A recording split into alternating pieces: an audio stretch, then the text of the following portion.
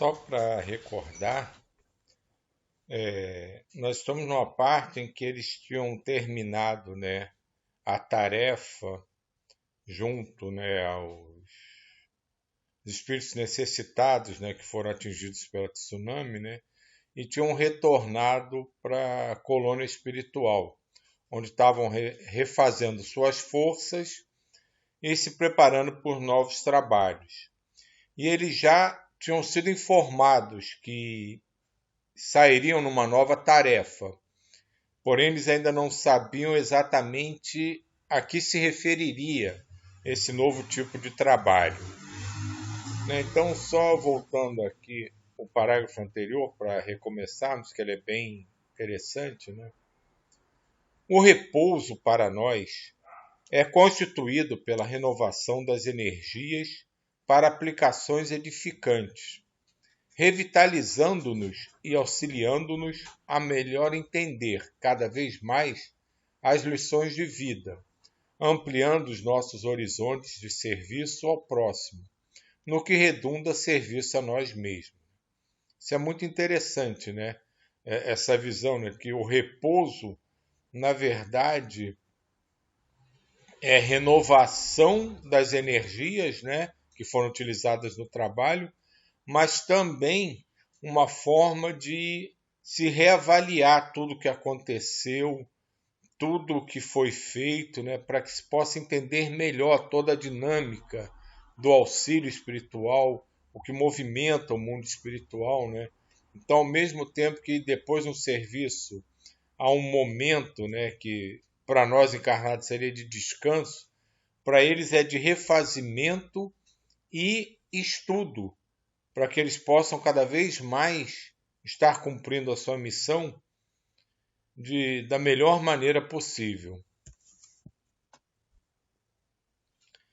Desse modo, é um pouco diferente o repouso vivenciado pelos espíritos em relação àquele de que têm necessidades encarnados, que também se renovam, readquirindo forças e equilíbrio para os compromissos da evolução, dentro dos padrões orgânicos em que estagiam. A vida não cessa de vibrar, o que, se acontecesse, reduziria tudo ao caos do princípio.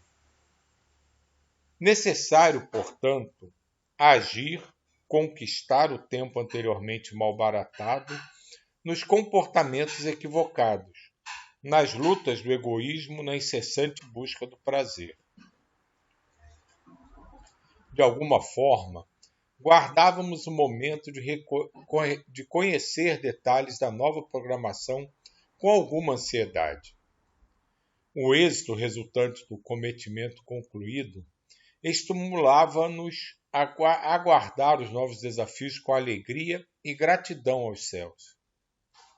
Aqueles que pensam que após a morte os justos repousam, equivocam-se, portanto. Em todo o universo vigora somente a lei da ação e da edificação. Nesse ínterim, tomamos conhecimento de que a caravana de serviço aos irmãos do orbe terrestre seria expressiva em qualidade e em quantidade de membros, dividida em vários grupos que atuariam em diferentes locais, sendo presidida pelo sábio geneticista Dr. Artêmio Guimarães. Conhecia-lhe um pouco a história fascinante, que o projetara à condição de chefe do departamento de reencarnações em nossa colônia Redenção. O eminente espírito encontrava-se desencarnado, fazia aproximadamente 30 anos, após laboriosa existência missionária no Brasil. Reencarnara-se com a missão de envidar todos os esforços, utilizando os mecanismos de preservação da vida, havendo dedicado os seus empenhos em favor da saudável reprodução humana. Havendo renascido em lar modesto, a fim de conhecer as dificuldades e vencê-las desde cedo, na cidade do Rio de Janeiro, muito jovem ainda revelou as aptidões superiores conduzidas ao mundo do mundo espiritual. Criança vivaz e simpática, inteligente e generosa, tornou-se jovem responsável e estudioso, auxiliando a mãezinha, viúva, lutadora de grande envergadura, que se comprometera a recebê-lo nos braços afetuosos, enquanto simultaneamente frequentava a escola noturna. Com sacrifícios hercúleos, venceu as peripécias da juventude, mantendo-se fiel aos postulados do dever, superando as condições ambientais, agressivas e perturbadoras, abraçando o anelo de salvar as vidas ainda em formação, lutando com denodo contra qualquer forma de aborto criminoso. Para melhor desincumbir-se do futuro ministério, transferiu-se para a cidade de São Paulo, logo após a desencarnação da mãezinha, vitimada pela tuberculose defluente da debilidade orgânica e da deficiente alimentação, passando a trabalhar com mais empenho até conseguir adentrar-se na famosa universidade daquela cidade, que passou a frequentar com espírito combativo e tenacidade. Havendo-se identificado com nobres mestres de medicina, verdadeiros apóstolos que têm passado pelo augusto educandário de muitas gerações de cientistas e profissionais honoráveis, dedicou-se ao estudo da biologia, da embriogenia, integrando-se no grupo de afeiçoados à nascente engenharia genética.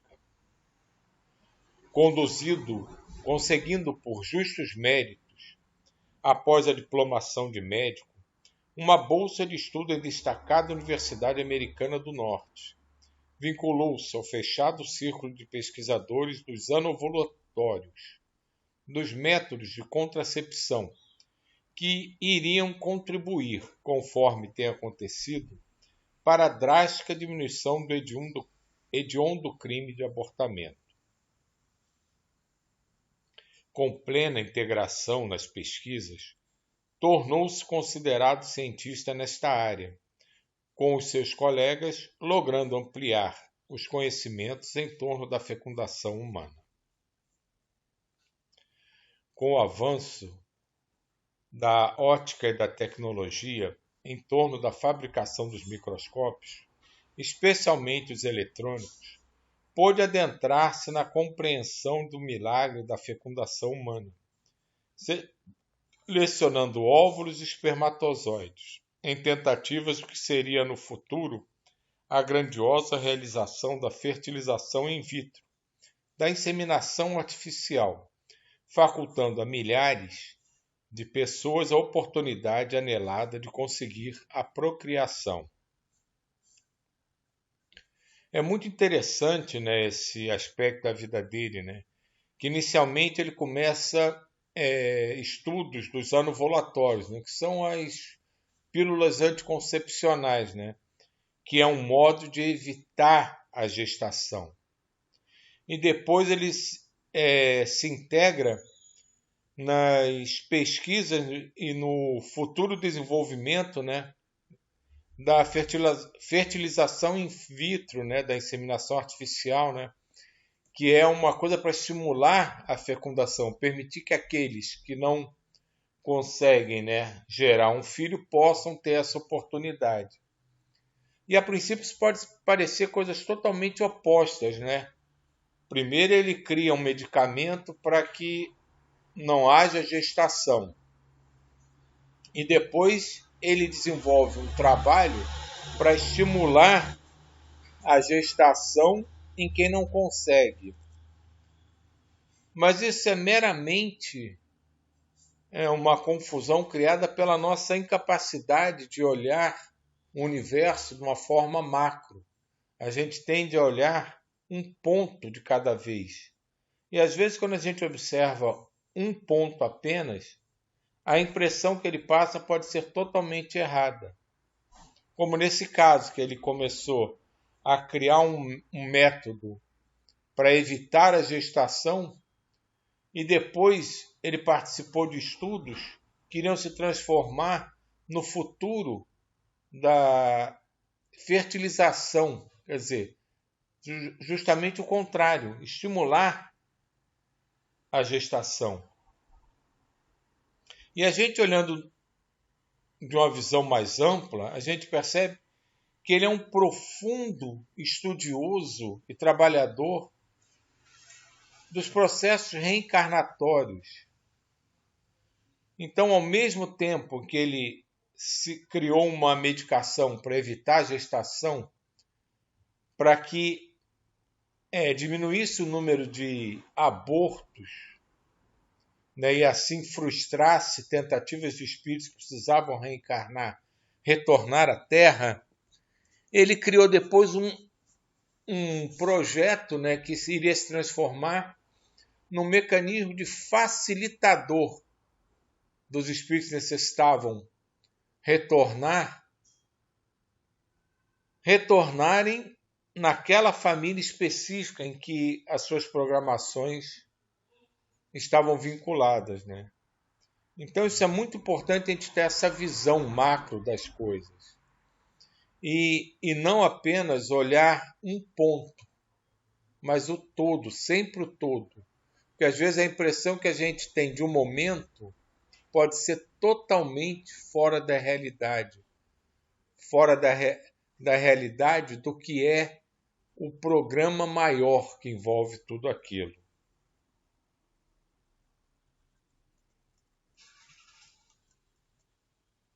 À medida que ocorria maior conscientização da sociedade em torno do uso dos contraceptivos, lutando contra o fanatismo de alguns segmentos religiosos intolerantes, tomou conhecimento dos estudos profundos em torno do DNA e da provável futura decodificação do genoma humano, que não teve oportunidade de ver concluído esse extraordinário projeto, cujo primeiro rascunho foi apresentado ao mundo pela primeira vez em junho do ano 2000 e confirmado mais tarde em abril de 2003, por ocasião da comemoração dos 50 anos da descoberta da dupla hélice do DNA, pelos cientistas Dr. James Watson e Francis Crick.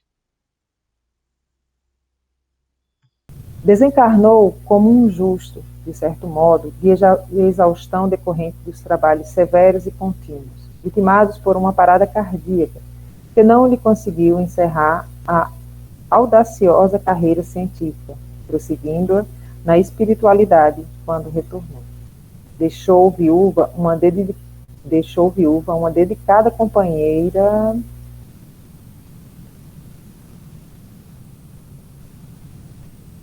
também médica estudiosa e trabalhadora na área da infectologia, assim como 2 filhos adultos. Considerado um triunfador na missão abraçada, hoje é tido entre nós como responsável apóstolo no campo da fecundação humana, especialista em reencarnações.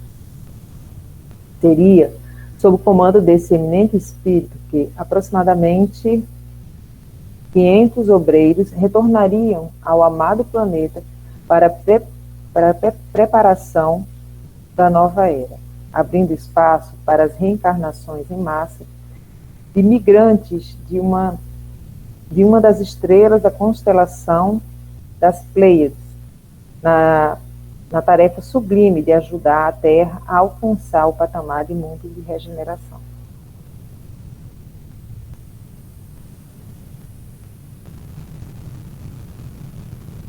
É interessante, né? Como um espírito, quando na Terra, ele desenvolve essa ligação com a reprodução humana, né? E nada mais é do que a continuação do trabalho que ele já faz na espiritualidade. Porque quando ele retorna, a que trabalho ele se dedica? Ele é um especialista em reencarnação, né? Então, fazendo analogia com a Terra, em reprodução. Então ele está ali para ajudar os novos espíritos a renascerem na Terra. Então ele fazia isso quando era encarnado e continua fazendo quando era desencarnado. Por isso a gente tem que estar sempre atento às nossas escolhas. Quando estamos aqui em termos de serviço, de opções de vida, de desejos enquanto caminhamos na Terra. Porque de alguma forma eles estão ligados não só ao nosso trabalho aqui, mas ao que a gente é de fato, ao trabalho que a gente desenvolve na espiritualidade. Então, muitas das coisas, das ideias que surgem na nossa cabeça, que a gente não tem a menor ideia de como aquilo surgiu, de onde veio aquela vontade de fazer isso ou aquilo, é porque a gente traz essa essência conosco. E essa alternação, né, de período encarnado, período desencarnado, a gente pode até parecer que a gente esqueceu absolutamente tudo que sabe, que conhece quando está encarnado. Mas a intuição nos faz sempre caminhar mais ou menos dentro daquilo que a gente é, do que a gente está feito a realizar. Então, muito provavelmente, as coisas que a gente realiza aqui são de fato as coisas com que a gente trabalha quando está na espiritualidade. Então, a gente não deixa de ser quem nós somos de verdade quando estamos aqui. A gente só não lembra de tudo, mas um pouco para orientar-nos na caminhada sempre sutilmente surge na nossa mente.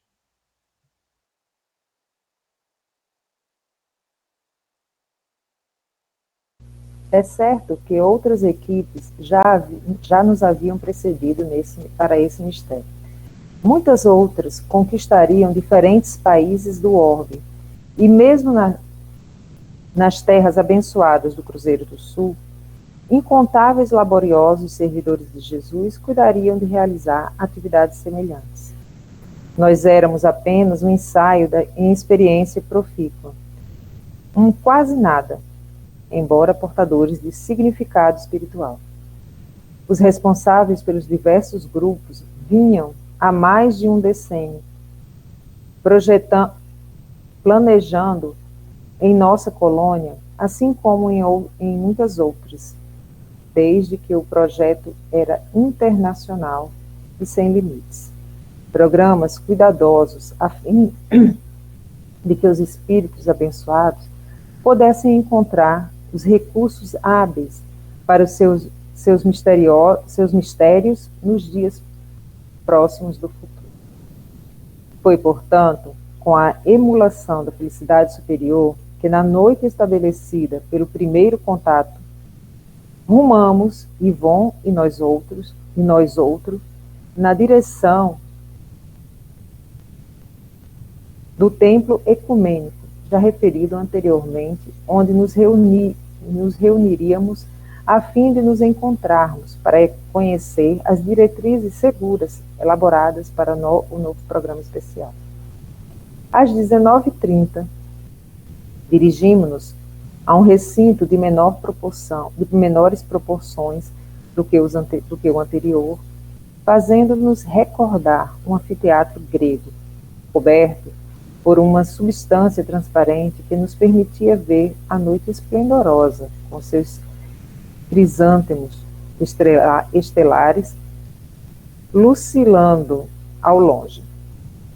Suave melodia que se exteriorizava do órgão repletava o ambiente com harmonia musical. Os convidados especiais, aqueles que participariam do inusitado evento, joviais e encantadores, lotavam o auditório. À hora estabelecida, tivemos o imenso prazer de ver adentrar-se o governador da nossa colônia, acompanhado por outros administradores de diferentes setores, que foram conduzidos, respectivamente, à mesa diretora e às cadeiras reservadas à frente. Criada por abnegados servidores de Jesus, sob os auspícios de Francisco de Assis, nossa colônia albergava uma considerável população de espíritos que viveram no Brasil e alguns outros originários da cultura francesa, que se fixavam no solo auriverde, nas mais recentes existências. Todos quantos nos encontrávamos no auditório, com algumas exceções, haviam militado, quando na terra, nas hostes de O Consolador, conforme a revelação espírita, sendo que outros, embora sem o conhecimento da doutrina apresentada por Allan Kardec, em razão de seus atos, poderiam ser considerados, conforme os denominado codificador, como espíritas pelo coração. O mestre de cerimônias era o espírito José Lopes Neto, que encontrava envolto por uma tênue e brilhante claridade opalina, que lhe traduzia a elevação intelecto-moral. Oi, você vai falar? Tá. José Lopes Neto nasceu em 1882, na capital paranaense, Curitiba. Era filho de Genésio Lopes e Clara Lopes. Com apenas 22 anos, em 11 de novembro de 1904, foi conduzido ao cargo de segundo secretário da diretoria da Federação Espírita do Paraná e desencarnou aos 35 anos, após haver desempenhado papel de grande relevância na Federação Espírita do Paraná, tendo exercido vários cargos de diretoria, médio vidente, sonambúlico, psicográfico, audiente, orador vibrante e vibrátil. Segundo o Dr. Lins Vasconcelos, foi verdadeiramente um espírita cristão. Nota da editora.